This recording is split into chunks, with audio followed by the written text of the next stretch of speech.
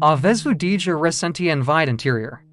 Même lorsque vous possédez tout ce que vous êtes sans désir, vous partez en vacances, vous achetez le dernier gadget de la mode, vous enchaînez les épisodes de votre série préférée, le lendemain, sentiment de vide state de retour. C'est comme courir après une euphorie éphémère. Si cela vous parle, rassurez-vous, vous n'êtes pas seul. Ce phénomène, que certains chercheurs appellent dépression hédonique, est profondément in notre société. Analysons-la. El hédonie est la quête du plaisir. Or, dans notre société, on nous répète sans cesse que le plaisir s'achète, une nouvelle voiture, un repas refin, un sac de marque. Ces choses sont censées nous rendre heureux. Le problème, c'est qu'elles ne le sont pas. Ou du moins, le bonheur qu'elles procurent est incroyablement fugace. Cycle infernal de recherche du plaisir par la consommation pour finalement rester insatisfait, est au cœur de la dépression hédonique, elle ne s'agit pas d'un manque de plaisir. Mais d'une incapacité à s'en trouver pleinement épanoui, alors, pourquoi cela arrive-t-il? Pour comprendre cela, il faut aborder le concept de réalisme capitaliste. Le regret théoricien culturel britannique Mark Fisher le décrivait comme le sentiment largement répandu que le capitalisme est le seul système politique et économique viable. C'est l'idée qu'il est plus facile d'imaginer l'offre du monde que l'offre du capitalisme. Il ne s'agit pas simplement d'une conviction politique, c'est une atmosphère omniprésente qui fait qu'on nos pensées, nos désirs et même notre sentimental. Sous l'influence du réalisme capitaliste, chaque aspect de notre travail est absorbé par la logique du marché, nos loisirs deviennent d'activités annexes, nos relations se résument et du ressources.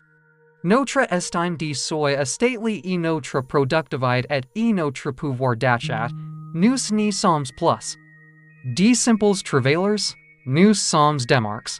Notre temps libre n'est plus fait pour se reposer, mais pour ses optimiser afin de devenir des rouages toujours plus efficaces de la machine.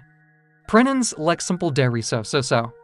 Nous faisons constamment défiler diversions idéalisées de la vie d'autres, leurs vacances de rêve, leurs repas somptueux, leurs apparence irréprochable. On nous vend une image du bonheur toujours et portée de main, et un acte de plus. Cela crée une pression constante pour performer, consommer et projeter une image de réussite.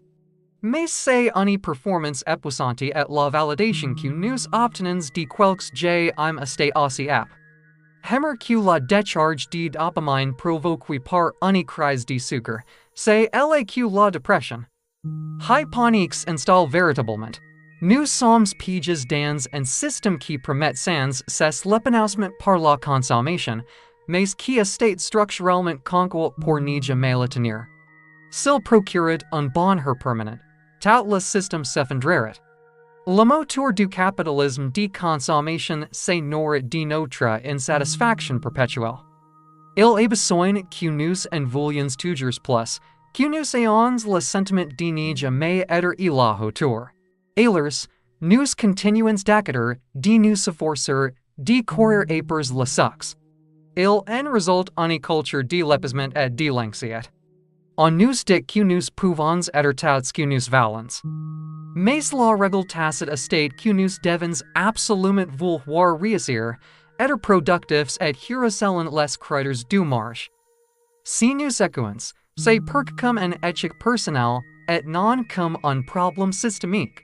On nous incite pratiquer la pleine conscience, et suivre une thérapie, et télécharger une application de bien-être, autant de choses qui, ironiquement, nous sont souvent vendus comme de nouveaux produits de consommation. Le système nous vend la solution au problème même qu'il engendre. C'est comme courir sur un tapis roulant règle et une vitesse impossible à atteindre. On court aussi vite que possible pour rester debout, mais on n'avance pas. Et on court autour de panneaux publicitaires qui nous promettent que si on achète la bonne paire de baskets, la course sera extraordinaire. Mais ce n'est pas le cas. On say sent justia puis. Voila, en resume, le réalisme capitaliste et la dépression hadnique. Cela ne signifie pas qu'il est impossible de trouver de l'argent que les biens matériels ne procurent aucun plaisir. Bien sûr que si, le problème réside dans le caractère compulsif et aléatoire de cette quête, et dans la conviction qu'il s'agit de l'unique voie vers une vie. Nous avons et conditions et chercher des solutions extérieures et un vide intérieur. Alors, que faire? La première étape est la prise de conscience. Comprendre ces forces, reconnaître que votre sentiment de vide n'est peut-être pas seulement un problème personnel, mais un problème collectif, peut être incroyablement libérateur. Cela déplace la responsabilité de l'échec personnel vers un regard critique sur le système dans lequel nous évoluons. Ensuite, nous pouvons commencer à réagir consciemment. Cela ne signifie pas qu'il faille aller vivre en ermite et renoncer à ses biens. Il s'agit de trouver de la valeur en dehors de la logique marquante.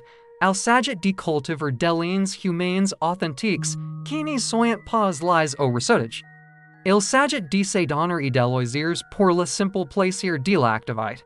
Non pas parce qu'on peut les monétiser, lire un livre sans publier de critique, se promener sans compter ses pas. Avoir une conversation profonde avec un ami sans ressentir le besoin de partager sa photo de café. Sur Instagram. Ces petits actes de résistance créent des lieux de liberté. Ils nous permettent de ressentir un plaisir différent, un sentiment de sens et de connexion plus profonde et plus durable que ne cohérent. Il s'agit de redécouvrir ce que signifie être humain, et non pas simplement consommateur.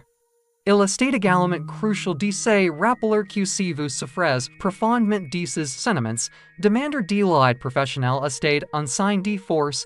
Parler à un thérapeute peut vous fournir des outils pour guérir ces émotions complexes. Il n'y a aucune honte à avoir besoin de soutien, et des ressources sont disponibles. En fin de compte, remettre en question le réalisme capitaliste et la dépression hédonique, c'est imaginer d'autres façons de vivre et de s'apprécier soi-même et les autres. C'est construire des communautés de soutien qui ne reposent pas sur des transactions. C'est un long processus, mais il commence par ce premier moment de prise de conscience, sentiment qu'il y a forcément plus dans la vie que cette course effrénée et sans fin. Et c'est vrai, merci d'avoir regardé. Si ce sujet vous interpelle, n'hésitez pas à vous abonner pour découvrir d'autres vidéos explorant les liens entre culture, psychologie et vie moderne. Et bien.